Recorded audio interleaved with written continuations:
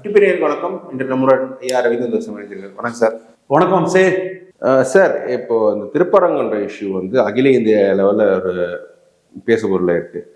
அதாவது ஒரு மத பேஸ் பண்ணி போலரைசிங் கேம் ஒன்று திமுகவும் ஆடுறாங்க, பிஜேபியும் ஆடுறாங்க. ஓகே, அதன் லாபத்தை வந்து திமுகவுக்கு ஏதோ கிடைக்கிற மாதிரி தெரியுது. அதில் ஆனால் பிஜேபி அதில் லாபம் அடைய முடியுமா தமிழ்நாட்டில்? இல்லை, இன்னைக்கு லாபம் அடைகிறது கஷ்டம். பெரியாருக்கு பாரத் நான் கேட்கக்கூடிய எடப்பாடி கிட்ட ஒரே குட்டையில் உரிய மட்டைகள்னு அவரும் தானே கோர்ட் தீர்ப்புப்படி ஃபாலோ பண்ணுங்கன்னு சொல்றாரு. ஒரே குட்டையில் உரிய மட்டைகள்னு சொன்ன எடப்பாடி கிட்ட ஒரு அலையன்ஸ் பார்ட்னரா போன பிறகு அது நிற்காது. மிலிட்டண்டா நின்னா அது போயிருக்கும். கேரளாவில் ஏறுதுன்னா மிலிட்டண்டா ஏறினால நிற்குது.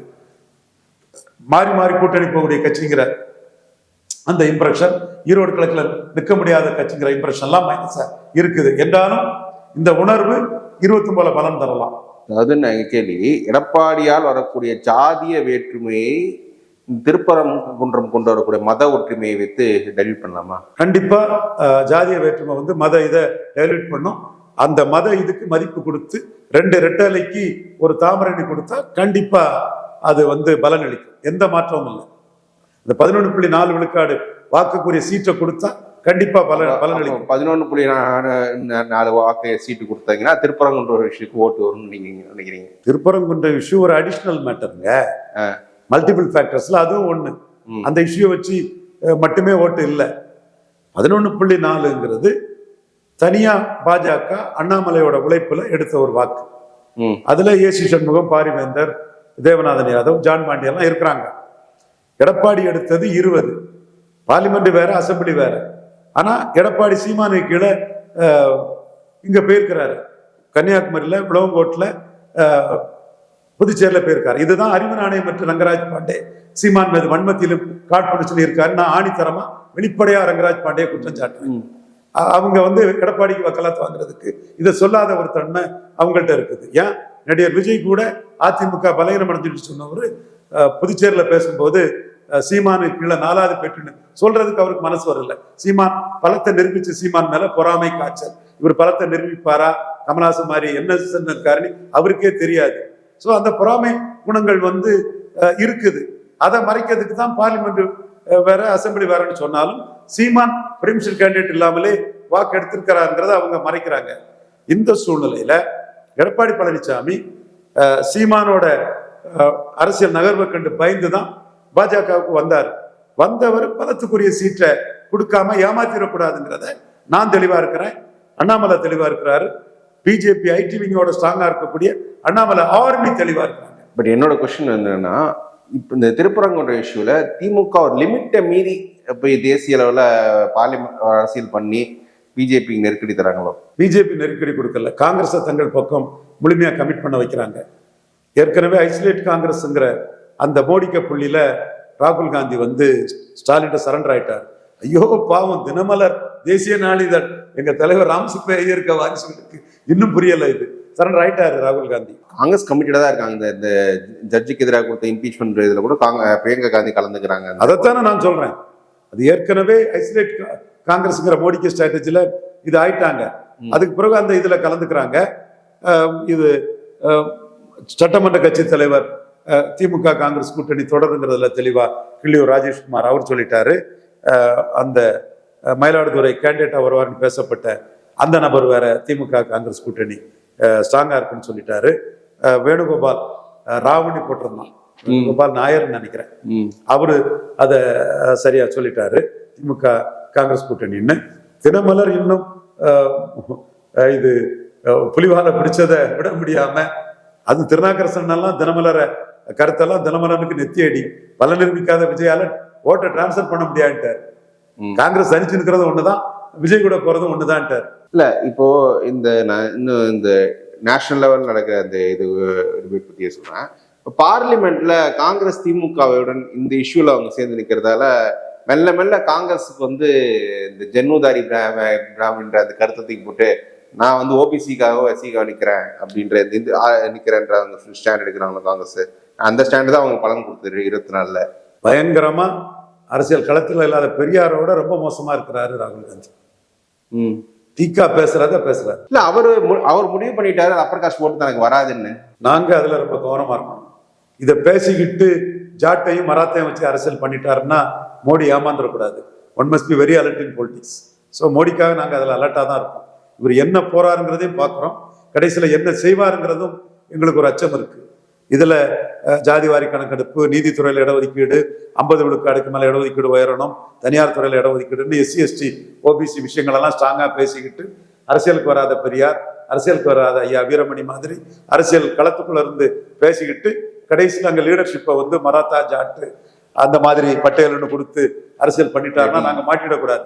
அதுல மோடி மேல உண்மையான பட்டுதலுக்குள்ள நாங்க ஒவ்வொரு ராகுல் காந்திக்கு அசைவையும் நாங்க பாக்குறோம். அந்த வகையில தான் மோடிக்கு எண்ண ஓட்டமும் எங்க எண்ண ஓட்டமும் ஒண்ணு. அந்த இடத்துலதான் ரங்கராஜ் பாண்டேக்கு வேணா ஆன்டி ஸ்டாலின் இருக்கலாம், இன்னும் அதே மாதிரி 4 பேருக்கு இருக்கலாம். நாங்க ப்ரோ மோடி தான். அந்த ப்ரோ மோடியில தான் நாங்க வந்து 2021 சசிகலா மேட்டர்ல மோடி எங்க கருத்தை ஏற்றுக்கிட்டதுனால ஜெயித்தோம். அந்த வகையில இன்னைக்கு ராகுல் காந்திக்கு ஒவ்வொரு நடவடிக்கையும் நாங்க வந்து இவர் பப்புன்னு நினைக்காம இவர் இதை பண்ணிக்கிட்டு அதையும் சேர்த்து பண்ணிடக்கூடாதுங்கிறதுல ரொம்ப கவனமா தான் நாங்க கையாளுறோம். மோடிஜியும் அதை ரொம்ப கவனமா கையாளுறாரு. அதனாலதான் மோடிஜி இப்ப என்ன பண்றாருன்னா காங்கிரஸ் ஐசோலேட் பண்ணணும்னு நினைக்கிறாரு. நாங்களும் காங்கிரஸ் ஸ்டாலின் வந்து ஐசோலேட் பண்ணுங்கிற எண்ணம் எங்களுக்கும் உண்டு. ஆனா யதார்த்த காலத்துக்குள்ள மார்ஜினைஸ் தான் பண்ணுவாரு ஸ்டாலின், ஐசோலேட் பண்ண மாட்டாருன்னு எங்களுக்கு தெரியும். சரி, இதை எப்படி பாருங்க, இந்த திமுக கொடுக்குற அழுத்தம் வந்து மோடியை வந்து திமுகக்கு எதிராக ஒரு ஸ்டாண்ட் எடுக்கிறதுக்கு புஷ் பண்றாங்களே, இப்படி கூட எடுத்துக்கலாம்ல. ஏன்னா இன்னைக்கு வந்து அகில இந்தியாவில் பாஜக எம்பிக்கள் திமுக வந்து சனாதன எதிர்ப்புல இருக்காங்க, தமிழ்நாடே சனாதன எதிர்ப்புல இருக்கு எல்லாமே சொல்றாங்க. ஆனா மோடி வாயில திமுக எந்த காலத்துல கூட்டணி இல்லைன்ற கமிட்மெண்ட் வராது, பேசவும் மாட்டாரு. பேச வைக்கிறாங்க, கமிட்மெண்ட் புஷ் பண்றாங்கல்ல. அதைத்தாங்க நாங்க சொல்றோம். காங்கிரஸ் இன்க்ளூசிவ் டிஎம்கே தான் எங்களுக்கு எதிரியே தவிர டிஎம்கே எதிரி இல்லை. இந்த இடத்துல தான் சத்ரியன் குருமூர்த்தி கருத்து அடிபட்டு போச்சு, சுப்பிரமணிய சாமி கருத்து அடிபட்டு போச்சு, இல்ல கணேசன்ஜி கருத்து அடிபட்டு போச்சு, எச் ராஜாஜி கருத்து அடிபட்டு போச்சு, எங்க பங்காளி பொன்னார் கருத்து அடிபட்டு போச்சு. இதுல ஜாதி எல்லாம் ஒண்ணும் இல்லை. மோடிக்கு நன்மைக்காக ரவீந்திர சாமி நிற்பான், மோடிக்காக ரவீந்திர சாமி சசிகலாவை வீழ்த்துறது மோடிக்கு நல்லதுங்கிற கருத்து காங்கிரஸ் இன்க்ளூசிவ் அலையன்ஸ்ல இருக்கக்கூடிய ஸ்டாலின் தான் எதிரியே தவிர ஸ்டாலின் எதிரி அல்லங்கிற அந்த எண்ண ஓட்டத்துல என் கருத்து ஜெயித்து. இப்பவும் என் கருத்து அதுதான். காங்கிரஸ் இன்க்ளூசிவ் அலையன்ஸ்ல இருக்கக்கூடிய ஸ்டாலின் தான் மோடிக்கு எதிரியே தவிர மற்றபடி இண்டிபெண்டன்ட் ஸ்டாலின் மோடிக்கு எதிரி இல்லை. இது நிறைய பேர் இந்த இந்துத்துவால இருக்கக்கூடிய நிறைய சோதரர்களுக்கு என் மேல கோபம் வரும். ஆனா மோடிக்கு எண்ணத்தை தான் நான் பிரதிபலிக்கிறேன். என் எண்ணம் தான் மோடிக்கு எண்ணம். அதனாலே என்ன வந்து இவரு ஸ்டாலின் கமரம் அவர் பேர் என்ன சபரிசனை பார்த்தாரு. உண்மைதான், பார்த்தேன் நானும். இவர் பாலிமர் பார்த்திமரம் தான் பார்த்து 45 நிமிஷம் பார்த்தேன். நான் சபரிசனை பார்ப்பேன், தேவைப்பட்ட ஸ்டாலினே பார்ப்பேன். மோடிக்கு ஒரு பிரச்சனை வந்துன்னா உங்க 22 ஆதரவு கொடுங்கன்னு கேட்பேன். இதுல நான் மறுத்து ஒண்ணு பேசலையே, வெளிப்படையா தானே அதை நான் சொல்றேன். அதுதாங்க இப்ப வந்து அந்த 22 பேருக்கு எதிராக ஒரு ஸ்டாண்ட் எடுங்கன்னு சொல்லி புஷ் பண்றாங்கல்ல. அமித்ஷா வந்து கத்துறாங்க, நீங்க ஒரு ஜட்ஜுக்கு எதிராக இந்த மூவ்மெண்ட் கொண்டு வருவீங்கன்னு சொல்லிட்டு இந்த இஷ்யூல திமுக எதிராக ஸ்டாண்ட் எடுக்கிறதுக்கு ஒரு அழுத்தம் கொடுக்கப்படுதுல மோடிக்கு. காளிமுத்து பேசுறது ஒன்னா இருக்கும், எம்ஜிஆர் பேசுறது ஒன்னா இருக்கும். அரசியல் களத்துக்குள்ள ஃபியூச்சரிஸ்டா என்ன வரும்னு எல்லாரும் நிதானிச்சு தான் பேச முடியும். இங்க பாஜக சப்பார்டினேட் ஃபோர்ஸ், அதனால இங்க சீட்டே எடப்பாடி தருவாராங்கிறதுக்கு லோல் போட வேண்டியது இருக்கு. அவனா விட்டுட்டு போயிருப்பான். அண்ணாமலையும் ஆர்டி டீம் தான் அதுக்கான ஃபைட்டை பண்ணிட்டு இருக்குது.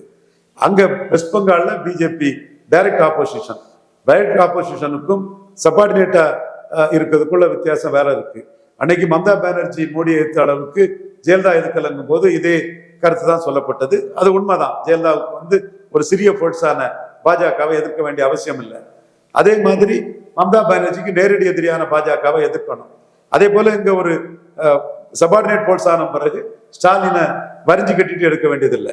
காங்கிரஸ் இன்க்ளூசிவ் அலைன்ல இருக்கக்கூடிய ஸ்டாலின் தான் மோடிஜிக்கு எதிரி. அதுதான் ரவீந்திர சாமி ஸ்டாண்டு, மோடிஜிக்கான ஸ்டாண்டு தான். வெளிப்படையா தானே நான் சொல்றேன். டெய்லி எனக்கு எதிராக இந்த பதவி கொடுத்துடக்கூடாதுன்னு ஒரு கூட்டம் அதிமுக ஐடிவிங்ல இருந்து பாஜக ஐடிவிங்ல இருந்து பிஎம்ஓக்கு அடிச்சுட்டு இருக்கானுங்க என்னை பற்றி அவதூறுகளை. அதனாலதான் நான் சொல்றேன், அண்ணாமலை ஆர்மி உங்க ஐடிவிங்கோட பெருசுப்பா, எங்க ஆட்கள் மேல பார்த்து புரிஞ்சுக்கிடுவாங்கன்னு ஆணித்தரமா நான் சொல்றேன். நம்ம மோடிக்காக நிற்கிறோம், மோடிக்கு எது நன்மையோ அதை பேசுறோம். That's all. இதுல வந்து அதிமுகவுடன் கூட்டணி வைக்கிறதால அதிமுக இந்த ஸ்டாண்டர்ட் லைட்டை சாஃப்ட்வேர் எடுக்கிறாங்க.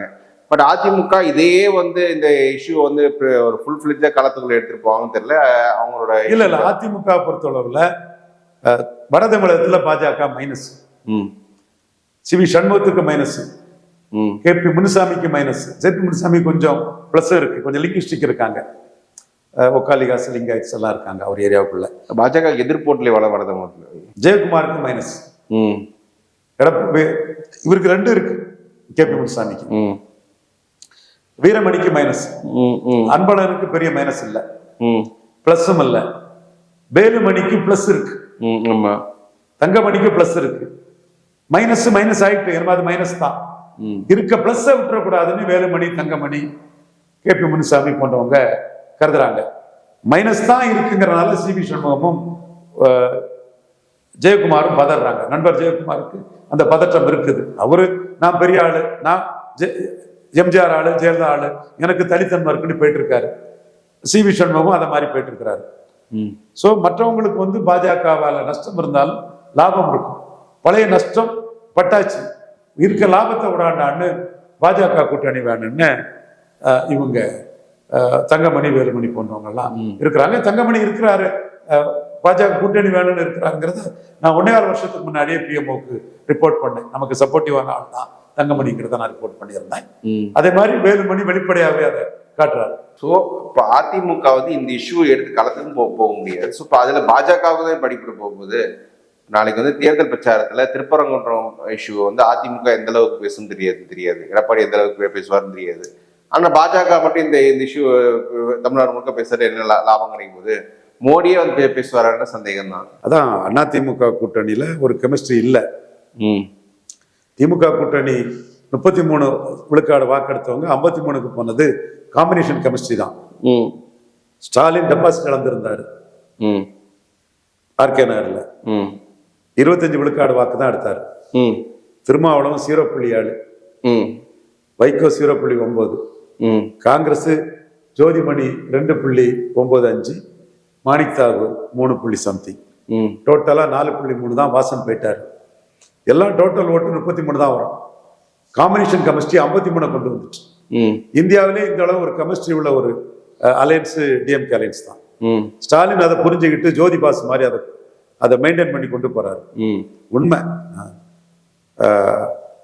அதே போல அதில் உள்ள கூட்டணியில் உள்ள கட்சிகளும் தனியா போனா தண்ணியில இருந்து தரையில விழுந்த மீன்னு புரிஞ்சு போவாங்க.